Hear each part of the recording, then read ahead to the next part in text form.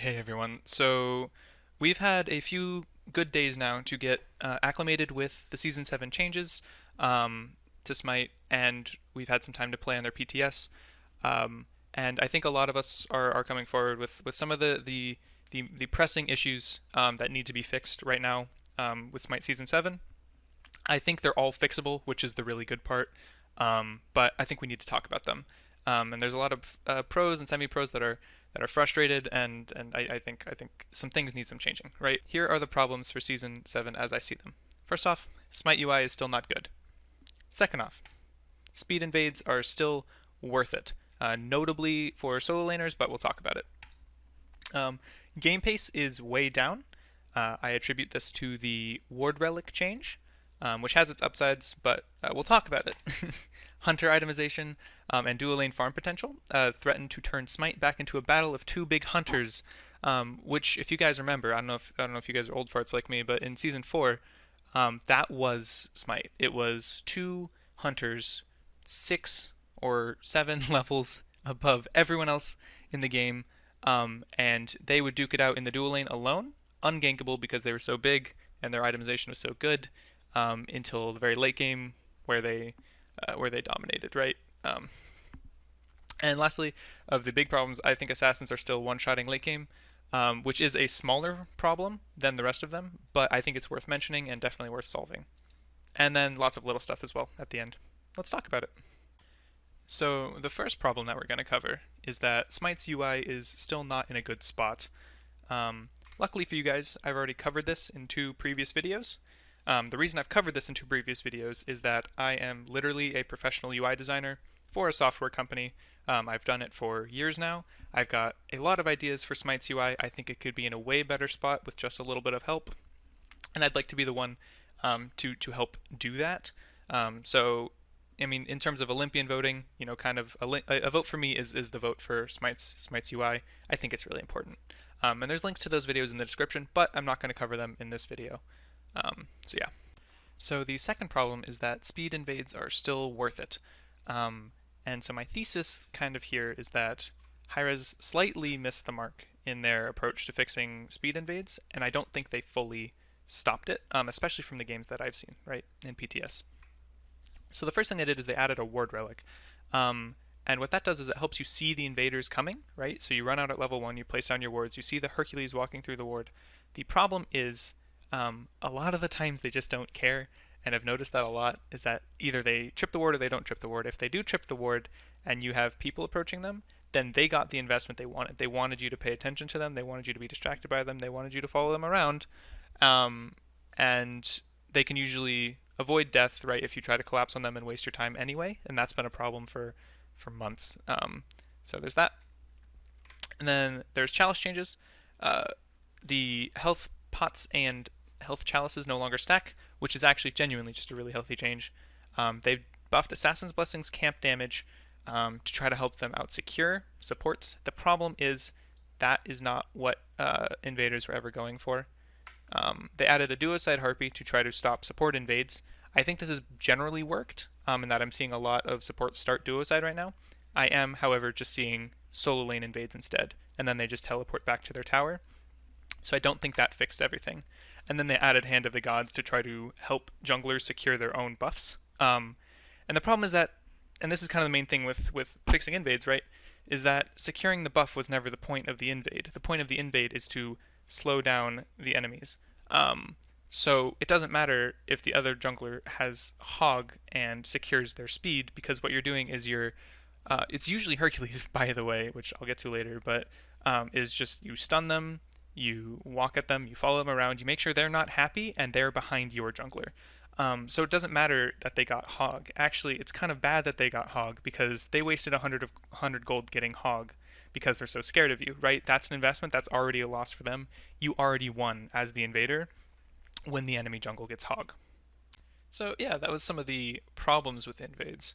Let's talk about some of the fixes, and I have 2 of them, and I think if you combine them together, you get a full-fledged, healthy fix to invades. I mean, I know that's kind of like a risky thing to say, but I think it's true, okay? So the first one is that you add a passive to the unevolved version of Assassin's Blessing. So this goes away when Assassin's Blessing evolves. That passive says that you gain 5% move speed in the jungle.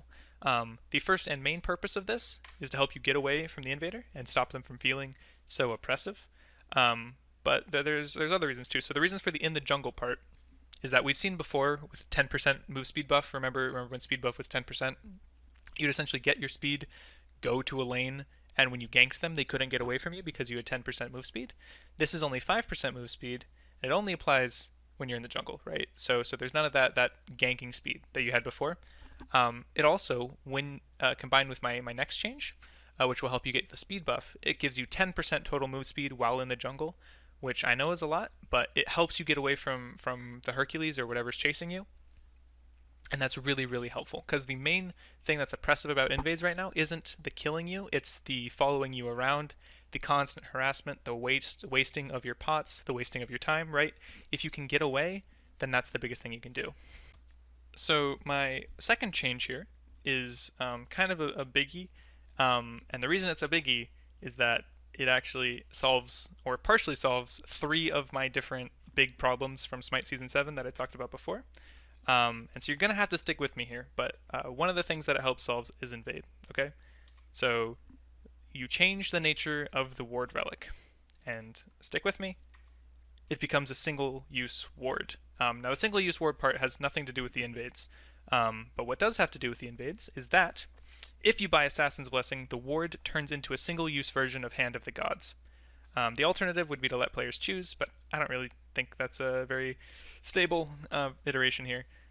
So yes, okay. So this also helps fix two future problems that I have, which will be game pace and hunter safety. We'll talk about those. But essentially, this stops that whole thing where you're losing 100 gold for purchasing the hog at the beginning of the game, which is one of the highest value parts of invading right now, is that you can force people into hog. So now, not only that, but you also have, pots in their place, so you have more health pots and multis or mana pots or whatever to help survive the invade, which I think is really big. And then you also have Hand of the Gods to secure your speed. So you have Hand of the Gods to secure your speed, you gain that 5%, and then you also have the 5% move speed in the jungle from the Unevolved Assassin's Blessing, and then you have 10% move speed at minimum, whereas the Hercules or whatever that's invading you has at most 6%. And you can get away on 10% move speed. That's a lot, especially in the early game, but it only applies in the jungle. It won't help you over gank. I think this is a really healthy combo of changes. We'll talk about how this affects other stuff in the future, but I think having a single use of Hand of the Gods for Assassin's Blessing users would work, and I think it would work in a way that is not.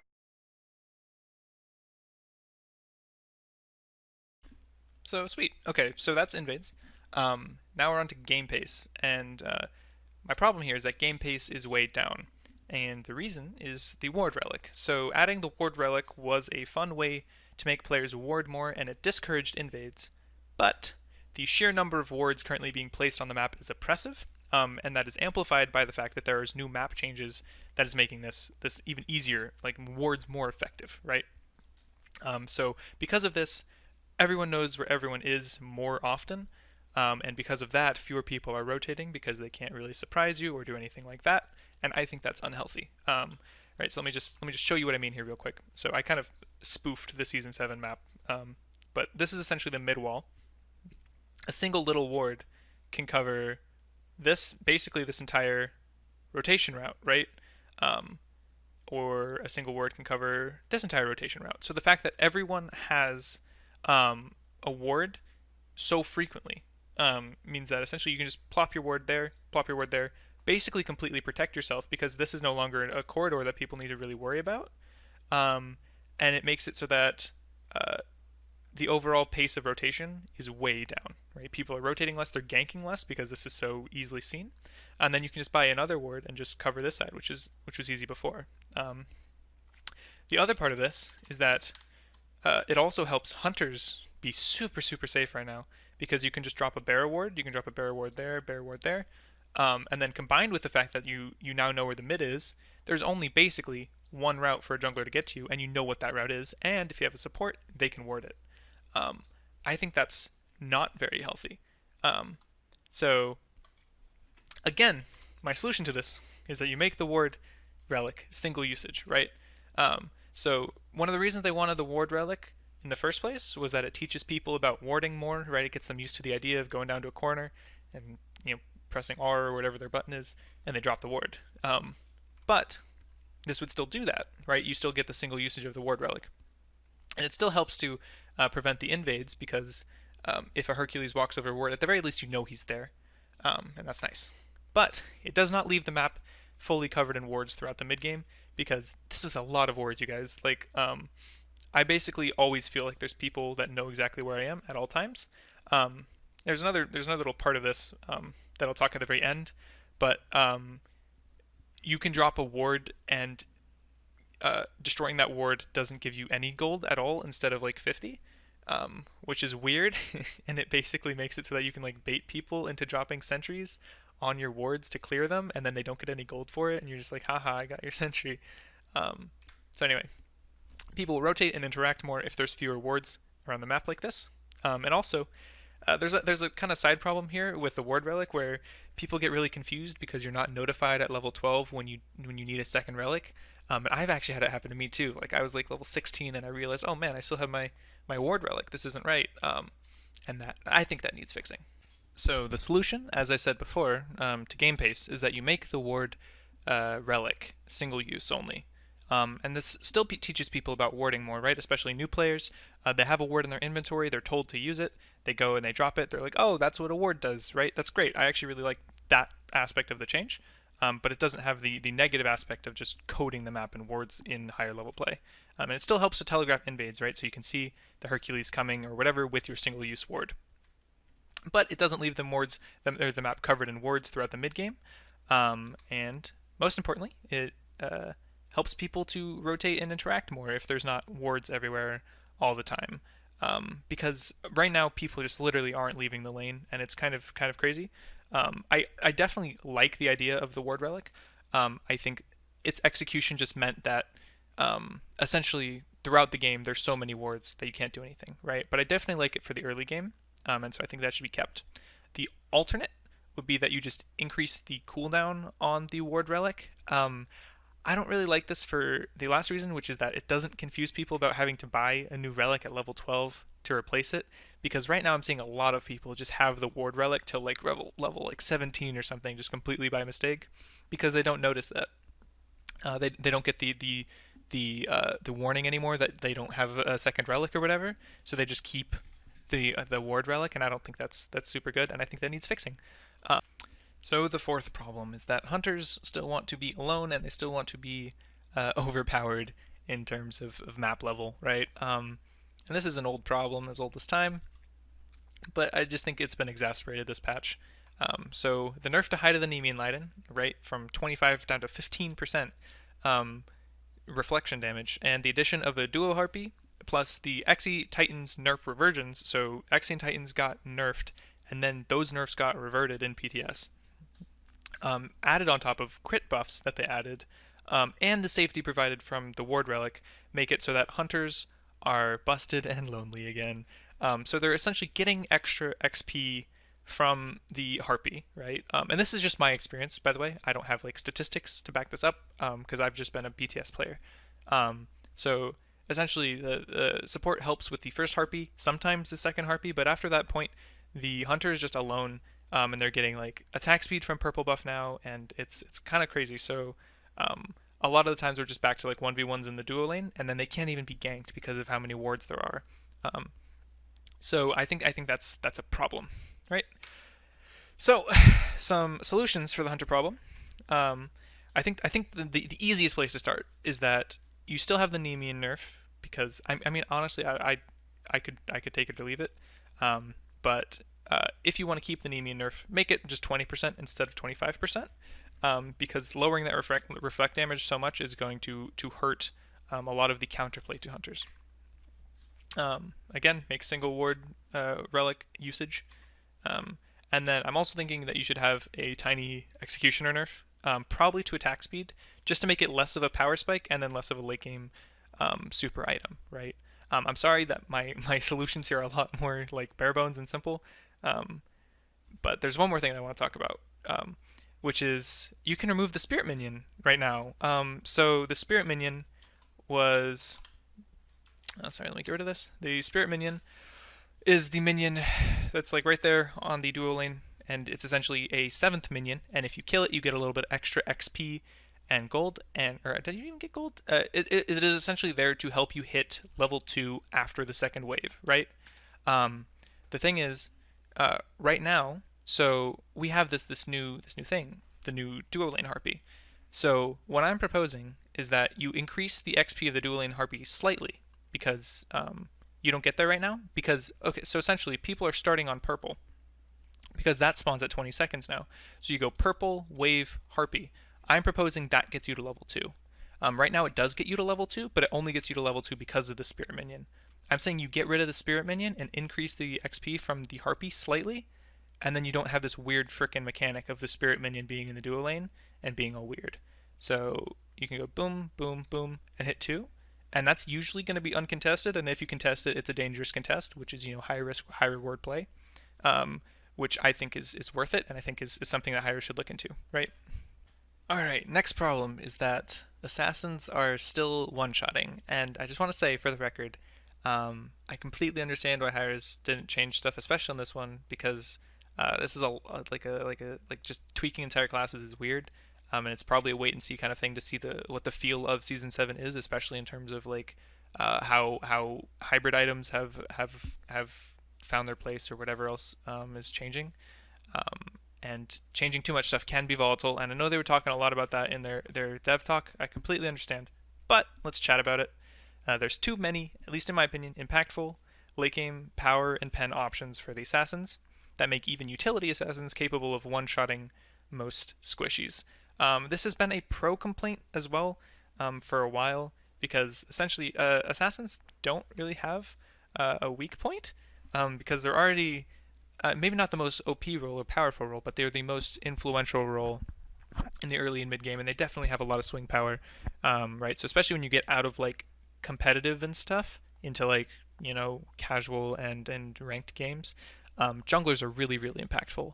And right now it feels like they're really impactful, and then it becomes late game and they're really impactful. And I don't think that's necessarily a correct balance for classes, right? And so these solutions have been proposed a million times, but I'm going to agree with them here and say that you should nerf either trans power, or you can make it so that it only gets its 10% CDR on its evolution, right? So after you stack it.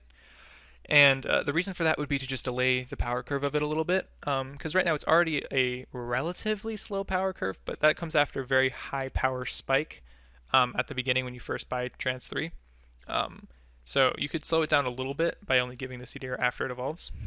And then as well as that, they should nerf Heartseeker's passive to align with the Soul Reaver. So Soul Reaver is basically Heartseeker's kind of mage counterpart, right? So it does a percentage of your damage when you get hit with an ability, and then on Soul Reaver there's a 5-second internal cooldown where during that 5-second duration, any further abilities that you hit that opponent with will only deal half of the bonus damage of Soul Reaver, right? I'm saying you add that to Heartseeker, so you give it an internal cooldown on full damage, and then otherwise there's half damage done from the Heartseeker. I think those would both be healthy changes. Alternatively, you can reduce the amount of rampant penetration in all the mace trees and katana trees just like slightly. I think that would help a lot, especially towards like one-shotting squishies, because pretty much every assassin right now is nearing or touching full power cap. I do know that they nerfed Hydras down from 50% bonus damage down to 40% bonus damage. They said it's because a lot of Hydra's assassins were doing really well. I believe them. I definitely think there needs to be a little bit more done, especially because just late game, just like it doesn't even matter if you auto attack, just abilities hit so hard. Thor literally one-shots, especially if you don't have beads. And if he wants your beads, he just uses his super like far distance wall and gets your beads, because if you don't, you're gonna get one shot. And that's a big issue. So yeah. So finally, there's lots of the little stuff that I mentioned. I'm just gonna throw on a pointer here. So first off, auto attack health bars. So in this patch, they added more auto attack health bars, which are things that you need to auto attack to break, right? Think like Persephone's cage, um, or Cabrakan's walls. Basically, they added that for Bastet's cats, and they added it for Odin's walls. And there's a glaring issue here, which is that Yorm is just busted against these kinds of defenses, right? So he can literally just breathe and just go bing, bing, bing, and just destroy anything with an auto attack health bar, which means Yorm can breathe and break Odin Cage in less than a second, right? And just get everyone out. Um, which, I mean, I get it, like natural counters, whatever. I think that one's unhealthy. And I think there should be a slightly different, like, it wasn't intended for the record. Or, I mean, it was intended, but it was never like, oh, let's make Yorm the counter to auto attack based health bars. I don't think that was part of the call.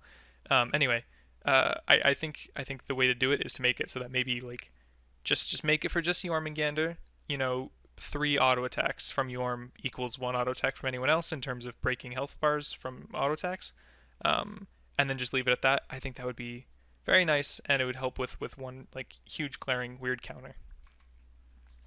Next, Mage's Blessing is still bad. Pretty much everyone's starting either tier 3 boots. They'll grab a tier 2 Chronos Pendant right now is a big one. You know, basically anything except a Mage's Blessing. And that's kind of sad because it's pretty much the worst blessing right now. It is the worst blessing right now. And I think easiest way to change it, although it might not be enough to like swing it in the meta, is to make its MP5 go up from 2 per 10% of your missing health to 3 per 10% of your missing health. That's the exact same thing they did to blue buff, because right now MP5 from Mage's Blessing is less than Hunter's Blessing, when you'd think that MP5 is like one of the things that the Mage Blessing would do well. Next is to nerf Herc's early game just a bit, and then maybe buff his late game a bit. And the reason for that is, you know, there's a lot of talk about how to like engineer the invade meta. But there was 2 huge culprits to the invade meta last patch, which was Serket and Hercules. They nerfed Serket in a really healthy and really good way, and I like it, and I'm glad they did it. And then Hercules is just this thing that's been invading for 4 or 5 months now, just constantly. And the reason is that his passive is so much power early game, and his 1 is so good early game, especially in little fights and skirmishes, that he just dominates. Right, you can't even fight him.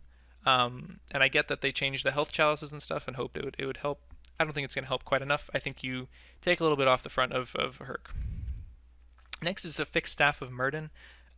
So they've got this weird thing where, so just so you guys know the passive, it essentially means that every like 45 seconds, after you ultimate, you get a second usage of your next ability, and that second usage does 70% damage. The problem is that the 70% damage usage of the ability is the first of the abilities. So you get essentially a 0 cooldown ability, or 0.5 second cooldown ability. So if I'm Giannis, I can like ult through a wall and then use my 2 twice. The thing is, the first one of the 2 usage is of my 2 is the one that does 70% damage. And that should be switched. The first one after you ult should be 100% damage. The second one should be 70% damage. And it's like a pretty big problem with Murden, because if I like Giannis ult and then just use my 2 and hit it and just use my 1 and go through a wall or something, then it's just like I took a 30% damage nerf to that 2 shot, because it only did 70% damage. Anyway, it's a little conquest I've been on to try to fix that, but it's a weird issue and something that I think should be fixed in this item that's now pretty good, or at least pretty interesting. Anyway, I also think mid harpies should be beefier, like more health. This is just a personal note as like a mage and a mid, because that's my main. There's not a mage that I've found so far that can't just like basically one tap the mid harpies.